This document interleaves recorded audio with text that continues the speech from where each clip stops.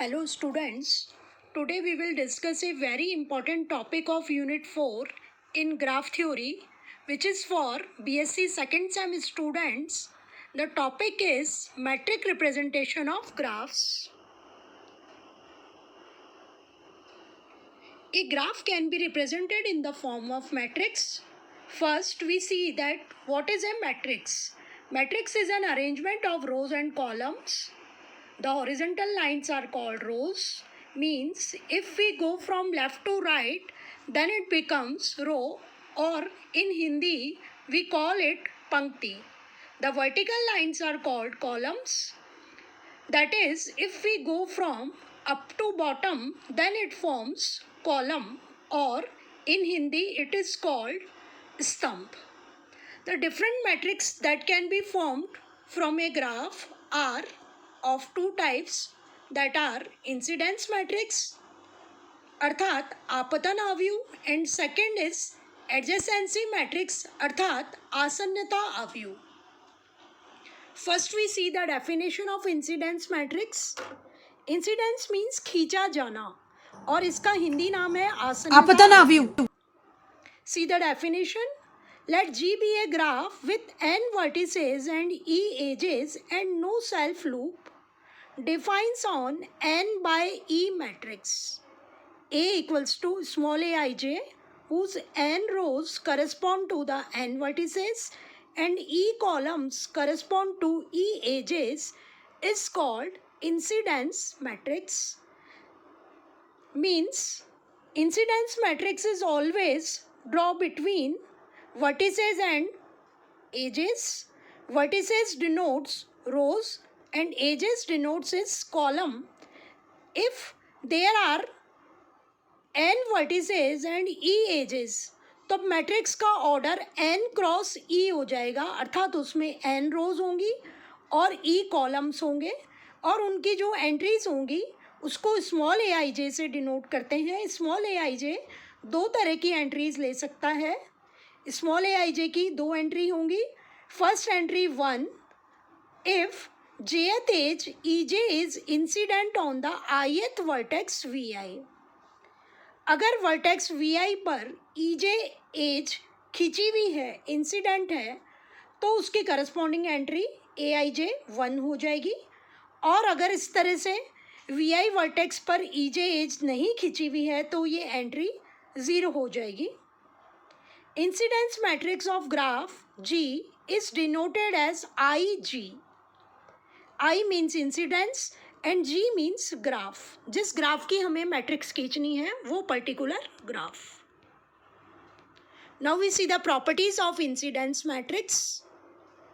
First, the incident matrix contains only two types of elements, 0 and 1. जैसा कि अभी हमने डेफिनेशन में देखा कि इंसिडेंस मैट्रिक्स में जो ए आई जे एंट्रीज होती हैं वो या तो 1 होती है या 0 होती है, अर्थात इसमें केवल दो ही एंट्रीज होती हैं, इसलिए हम इसको बाइनरी मैट्रिक्स या 0-1 मैट्रिक्स भी कहते हैं.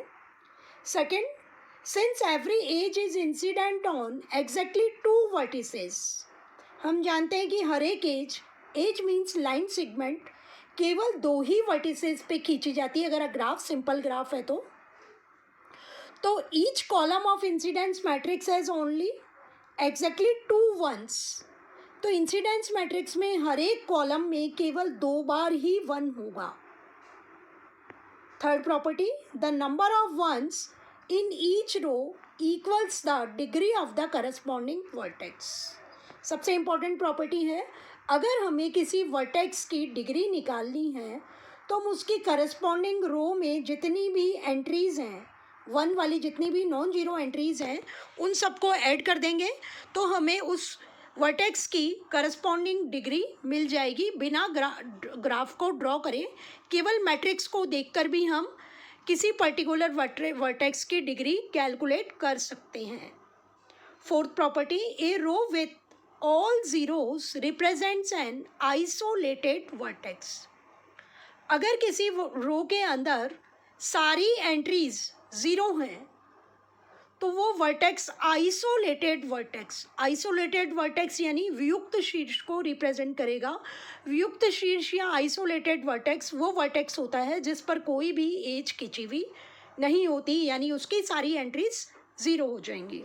Fifth property, parallel edges in a graph produce identical columns in its incidence matrix. Means incidence matrix में अगर कोई दो कॉलम्स बिल्कुल सेम है तो वो पैरेलल एजेस को डिनोट करेंगे। पैरेलल एजेस मीन्स दो वर्टेक्स के बीच में अगर एक से ज़्यादा एजेस खिंची हुई होती हैं तो हम उनको पैरेलल एजेस कहते हैं। अगर ग्राफ में पैरेलल एजेस हैं तो उनके करस्पॉन्डिंग कॉलम्स बिल्कुल सेम होंगे। Now we come to an example. Consider the graph G shown in figure with V equals to V1, V2, V3, V4 and E equals to E1, E2, E3, E4, E5, then find its incidence matrix। हमें एक graph दिया हुआ है और उसकी incidence matrix अर्थात आपतन आव्यूह हमें उसका बनाना है। हमें पता है आपतन आव्यूह के लिए हमें वर्टेक्स को रो की फॉर्म में लेना पड़ता है और एजेस को कॉलम की फॉर्म में लेना पड़ता है। यहाँ हमारे पास चार वर्टेक्स हैं V1, V2, V3, V4, तो चार रोज बनेंगी और हमारे पास पांच एजेस हैं E1, E2, E3, E4, E5, तो पांच कॉलम हमें मिलेंगे E1, E2, E3, E4, E5 के करस्पॉन्डिंग। अब हम ग्राफ को देखते हैं। V1 पर E1 एज खिंची हुई है तो V1 E1 की करस्पॉन्डिंग एंट्री 1 हो जाएगी। इसी तरह V1 पर E4 एज भी खिंची हुई है इसलिए उसकी करस्पॉन्डिंग एंट्री भी 1 हो जाएगी। V1 पर हम देखते हैं कि केवल दो ही एजेस E1 और E4 खिंची हुई हैं तो इन्हीं एजेस की करस्पॉन्डिंग एंट्री 1 होगी। बाकी रिमेनिंग E2, E3 और E5 V1 पर नहीं खिंची हुई हैं इसलिए इनकी करस्पॉन्डिंग एंट्रीज 0 हो जाएंगी। इसी तरह V2 वर्टेक्स को देखते हैं। V2 पर E1 एज खिंची हुई है इसलिए इसकी एंट्री 1 हो गई। V2 पर E2 एज भी खिंची हुई है इसलिए इसकी एंट्री 1 हो गई। इसी तरह V2 पर E5 एज भी खिंची हुई है इसलिए इसकी एंट्री भी 1 हो गई। चूँकि V2 पर E3 और E4 एजेस नहीं खिंची हुई हैं इसलिए इनकी करस्पॉन्डिंग एंट्रीज 0 हो गई। इसी तरह वर्टेक्स V3 को देखते हैं हम। V3 पर केवल दो ही एजेस खिंची हुई हैं E2 और E3 इसलिए इनकी करस्पॉन्डिंग एंट्रीज 1 हो गई। बाकी रिमेनिंग एंट्रीज 0 हो गई। इसी तरह वर्टेक्स V4 पर तीन एजेस खिंची हुई हैं E3, E4, E5 इसलिए इनकी करस्पॉन्डिंग एंट्रीज 1 हो गई। बाकी रिमेनिंग एंट्रीज 0 हो गई। ये जो ऊपर एग्जाम्पल था वो हमारा incidence matrix for undirected graph अर्थात अदिष्ट ग्राफ के लिए था। अगर डायग्राफ दिया हुआ हो हमें तो उसके लिए डेफिनेशन में थोड़ा सा हमें चेंज करना पड़ता है। देखते हैं हम। The incidence matrix for a digraph. Digraph means directed graph. Directed graph means एक ऐसा ग्राफ जिसमें हर एक एज पे कोई डायरेक्शन एसोसिएट हो with n vertices and k edges is defined as ID. ID means I means incidence and D means directed equals to AIJ. AIJ यहाँ चार तरह की एंट्रीज ले सकता है।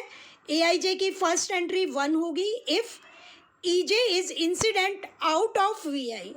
अगर VI वर्टेक्स से EJ एज बाहर निकल रही है तो उसकी करस्पॉन्डिंग एंट्री 1 हो जाएगी। अगर VI वर्टेक्स से EJ एज उसके अंदर की तरफ आ रही है तो उसकी करस्पॉन्डिंग एंट्री -1 हो जाएगी।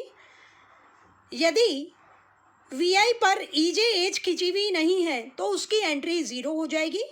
और if EJ is a self loop at VI then its entry will become 2.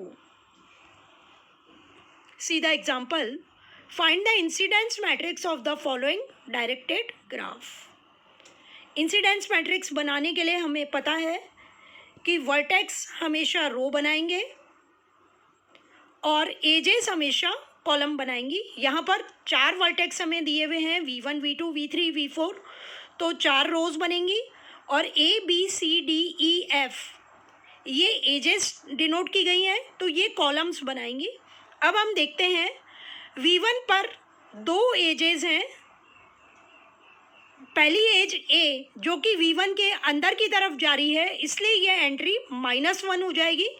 V1 से F एज बाहर निकल रही है, इसलिए ये एंट्री 1 हो जाएगी।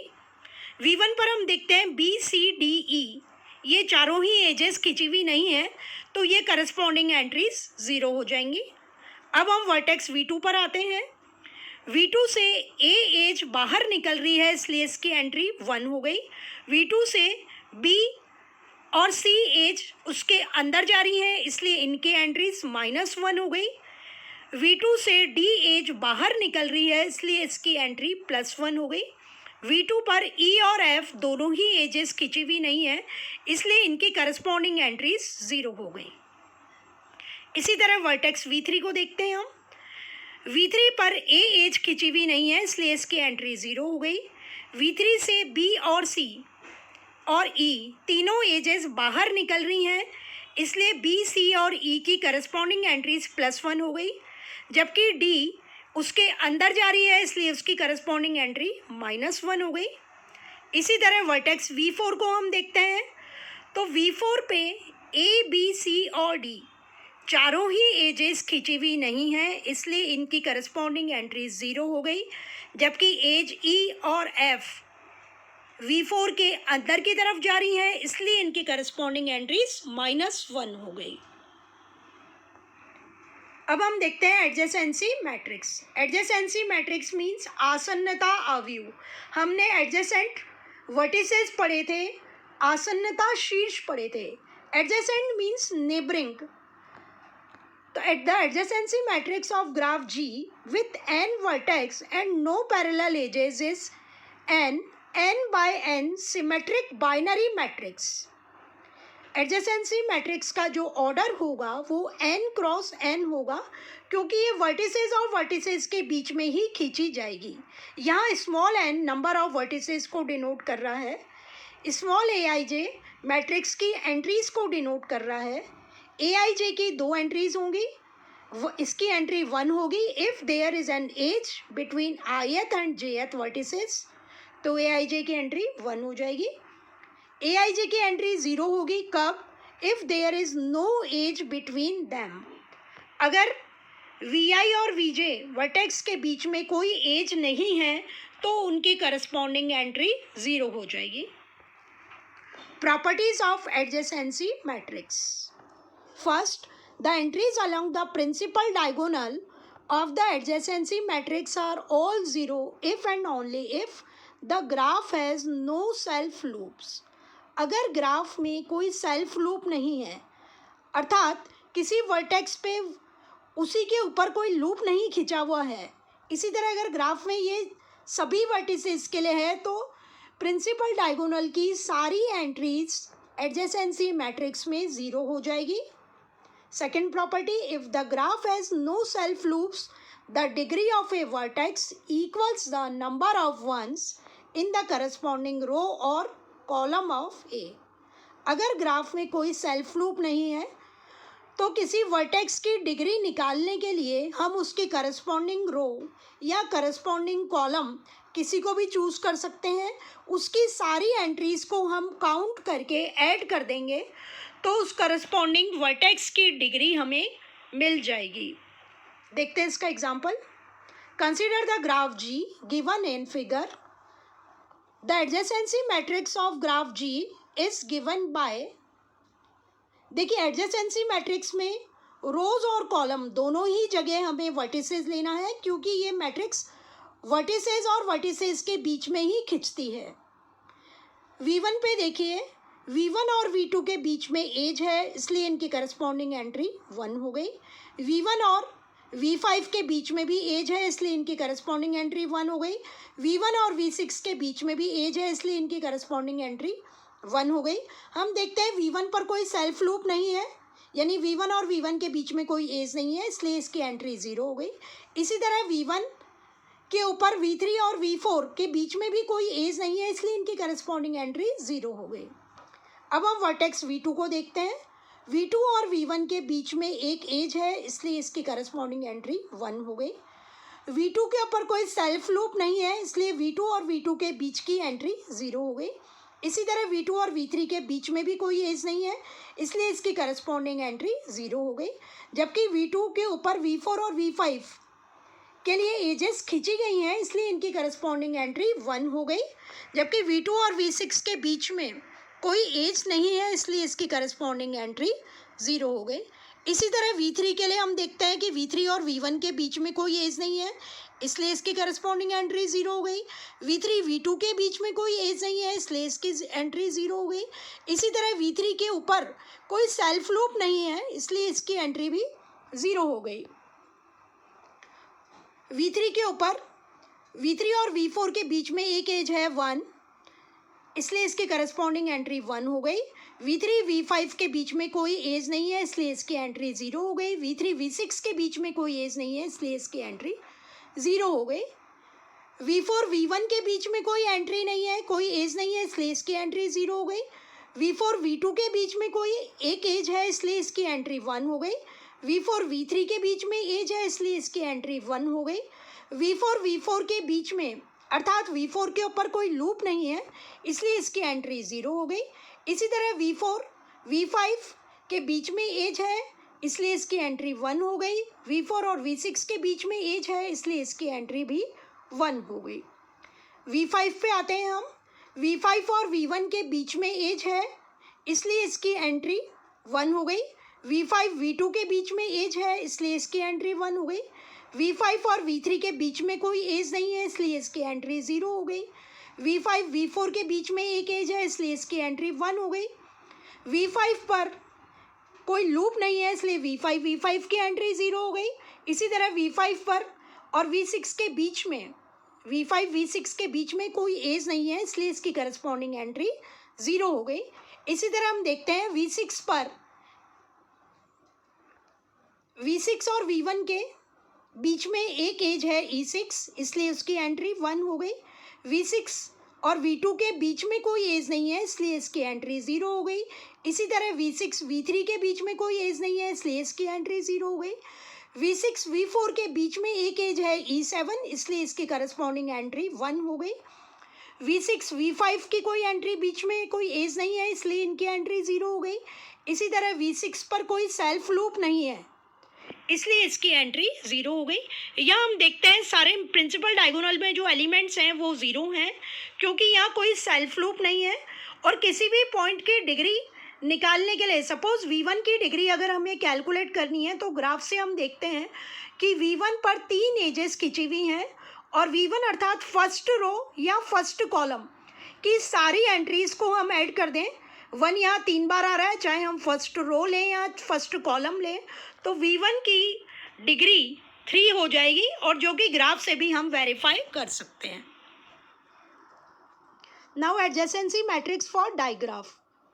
डायरेक्टेड ग्राफ के लिए एडजेसेंसी मैट्रिक्स, इसको हम डिनोट करते हैं AD से। D means directed graph and A shows adjacency matrix.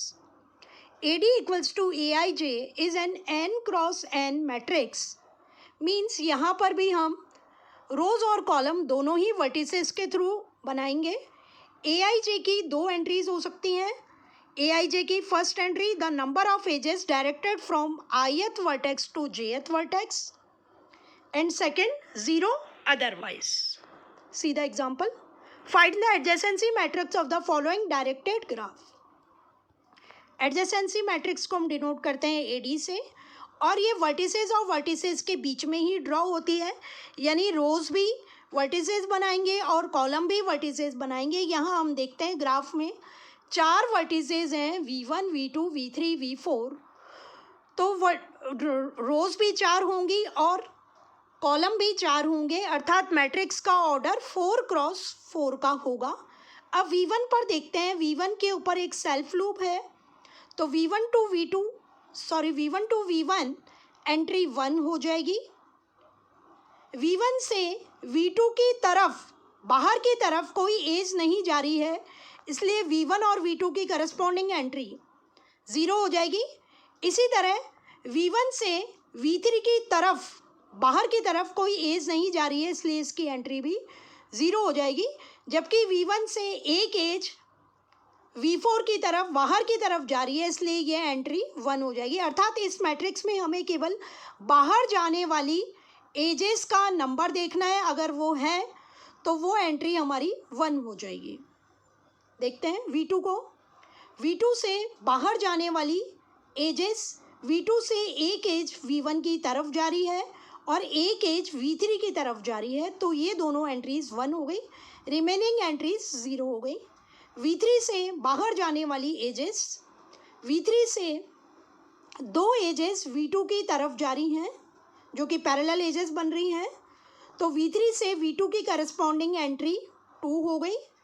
V3 से एक एज V4 की तरफ जा रही है, इसलिए ये एंट्री हमारी 1 हो गई।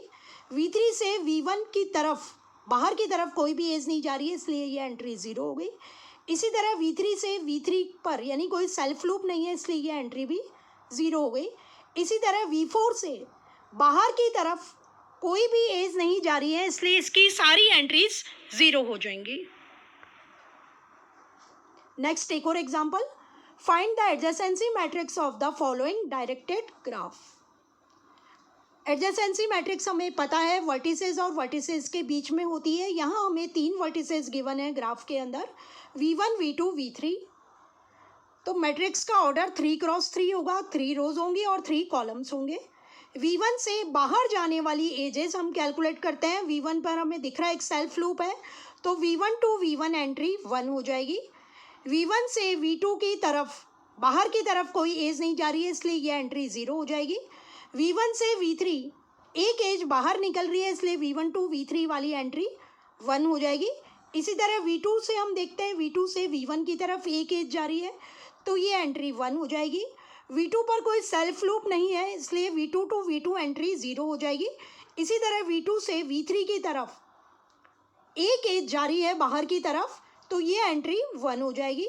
इसी तरह वर्टेक्स V3 को हम देखते हैं, V3 से V1 की तरफ कोई एज नहीं जा रही है, इसलिए ये एंट्री 0 हो गई। V3 से V2 नीचे वाली जो एज है वो देखिए ध्यान से, उसका डायरेक्शन V3 से V2 की तरफ है, तो ये एंट्री हमारी 1 हो जाएगी। इसी तरह V3 पर हम ध्यान से देखते हैं, कोई सेल्फ लूप नहीं है, इसलिए V3 एंट्री 0 हो जाएगी। Thank you.